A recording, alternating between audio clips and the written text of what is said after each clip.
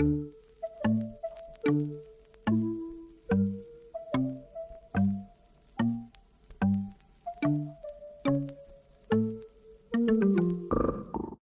story of Tiddalik the Frog begins in Aboriginal Australia, where all the wild animals of the land lived in peace. Plants flourished, rivers flowed, and animals flocked to the rich water sources. Meanwhile, deep in the mud, an ancient frog, the largest frog ever known, lay in slumber. After sleeping for ages, the old frog finally rose up from the mud and opened his eyes. Goodness, it's been so long since I've last been awake, and golly, am I thirsty. Desperate to quench his insatiable thirst, the giant frog drank the lake that he had laid in slumber near. His body swelled with a massive amount of water. My, was that satisfying, but not quite enough. I need more.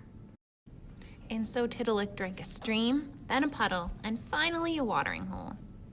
That was exhausting. I'm so tired and swollen from all that water. I'm going to lay back down and sleep again. So much water in my body. I can't sleep. Oh no, where's all the water in the land? I see none. It's so barren and dry, and all the flowers and trees are dying. The fish are dead, and the other animals are suffering. It was an absolute wasteland in Australia. Not only was Tiddalik horrified by it, but the other creatures of Australia were too. They were furious with the old and greedy frog, and were thirsty too. Tiddalik, what have you done, you silly frog? You've drank all the water in the land. What are we supposed to drink? There's absolutely no water, and it's so dry. Sorry, everyone. I was just so thirsty. I don't know what I can do. I can't get rid of all this water in my stomach. I don't know how. Well, you need to, Tiddalik, or else we're all gonna die. So what do we do? What if I roll down the hill and fall into the billabong? And what if I fall out of the tree and look like a klutz at the bottom? Give it a try, mates. And so the echidna took an exaggerated tumble down the nearest hill and splattered into the dried up lake at the base. Tiddalik didn't even crack a smile. Next, the silly kookaburra gave it a whirl. Hey, Tiddalik, watch me. Oh no, looks like I'm getting pretty close to that branch. Uh-oh. Nope. I'm sorry, everyone. It's not funny at all. What if we all danced? Like idiots? Like idiots. We must be as ridiculous as possible to have any hope here. Are we recording?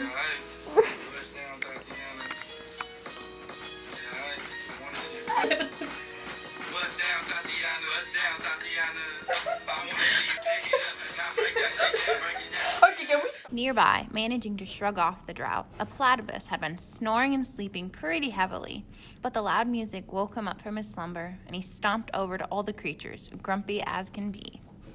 What in the name of nature are you idiots doing? I was asleep.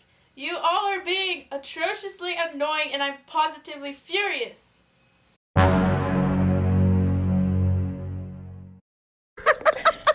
My goodness, what a hysterical picture. That's absolutely ridiculous creature with that stupid expression and his flippers in a twist.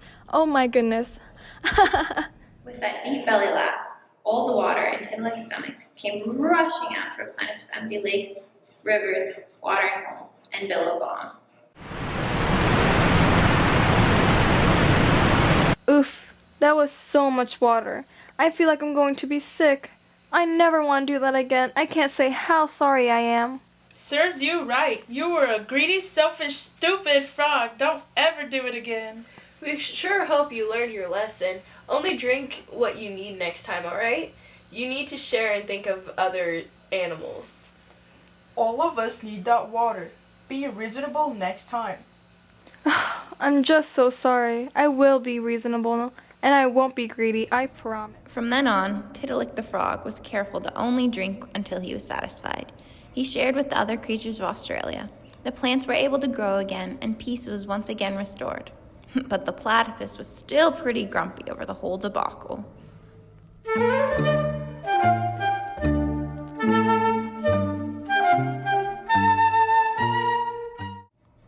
The Australian myth of Tiddalik the Frog is one of many important and philosophical stories that make up the Aboriginal Dreamtime stories of the Indigenous Australian culture. Dreamtime, as they call it, is interpreted as the time period when ancestral spirits created the life and geography of Australia. The myths that result from Dreamtime explain how life came to be and form the basis of Aboriginal Australian culture. The myth of Tiddalik the Frog is one of the more popular stories of Dreamtime and has evolved over many years.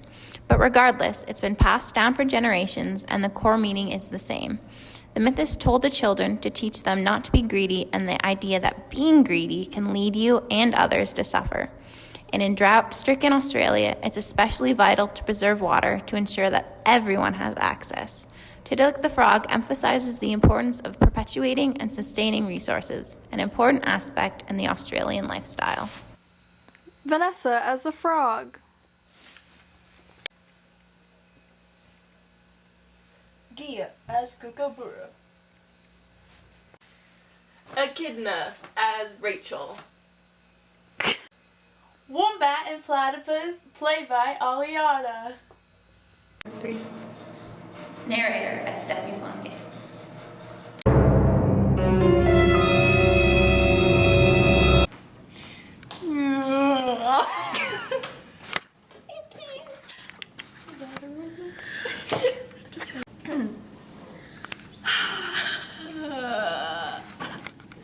Okay. You seriously look like you're going to a jail. Like you're My goodness, what a mistake. Hi, Miss Foley. Can we use that as a blooper? Oh, okay. Okay. I feel like she needs to be a model. Bye.